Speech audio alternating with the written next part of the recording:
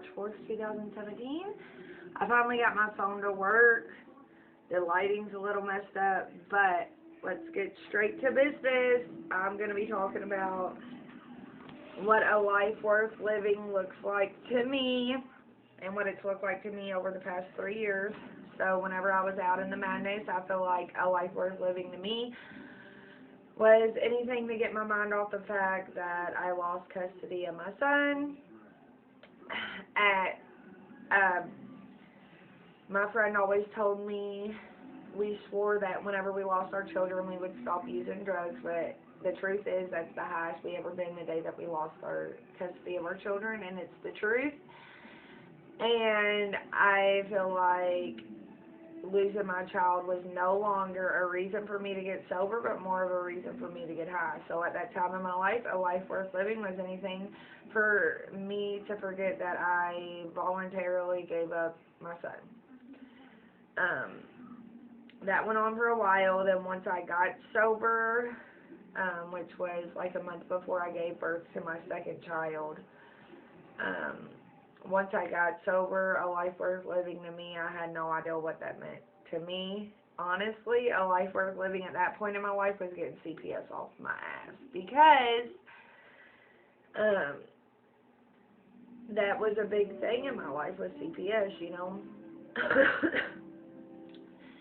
So I wanted, at that point in my life, in that stage of my life, a life worth living was one without CPS in it.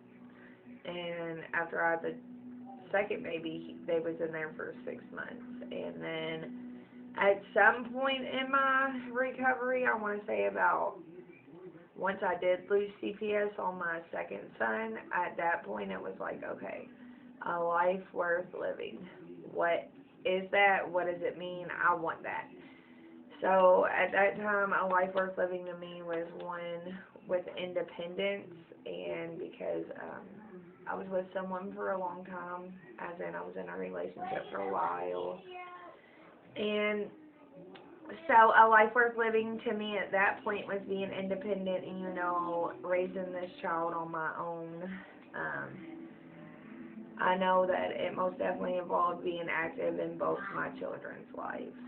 And then eventually, once I joined the FMBA program in Bullitt County, a life worth living to me was, eventually it finally clicked that a life worth living to me was being the mom that I knew that I could be. But that isn't all that there is to having a life worth living. You know, it's easy to get wrapped up in the whole, I'm a mom, I'm a mom, I'm a mom. Okay, well, outside of a mom, what are you, you know? So I really had to dig deep and figure out what, this lighting is really messing me up. I had to figure out, you know, what I was outside of being a mom, what did I want to be. So today, a life worth living to me, I have a couple main things that makes my life worth living, which include being reliable.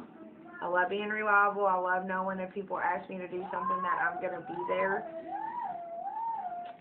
I love, obviously, being a mother, an active mother in my kid's life. That makes my life worth living, but also taking time for myself, having some kind of independence whenever it comes to my life, meaning that I'm working, you know, I'm making my own money. If I need something done, I can do it myself, you know.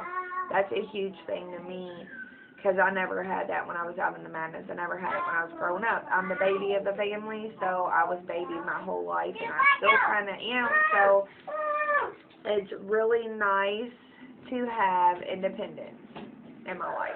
So being independent, being reliable, and most definitely being sober is obviously one of them. But also just being a listening ear, because I know what it's like to be like needing to talk, and people like just are like just throwing advice at your face, like, no, like, please just let me talk, let me get this off my chest. I promise you, if you let me talk, I'm gonna feel so much better after this. Just hold on, let me talk, you know.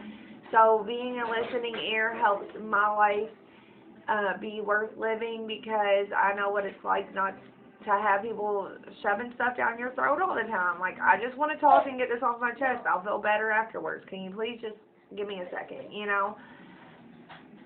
But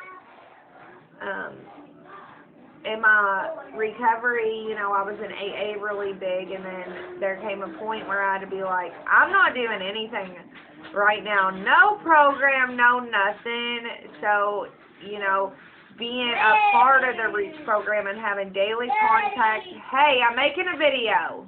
Back out. Sorry. Having a relationship with the people within the REACH program, and, you know, having them women to sponsor, having them women calling me to get me outside of myself, that also makes my life worth living today. One of my favorite things about my life today is, you know, we're all in quarantine right now. My children ain't going to school and they're not going to daycare, which is the noise in the background. And I'm missing work. And you know what? 3 years ago, the judge granted that I would never have custody of my son, that he would stay with my sister, and that she would raise him until he was 18. And today, during quarantine, I have full custody of him. She gave him back to me, y'all.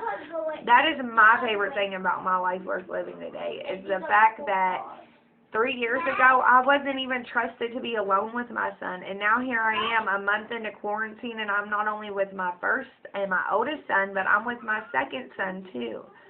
And we play and we fight and we have fun, and it's amazing. But just to look back and to think that at one point in time, my only worry was to get high and to figure out how I can forget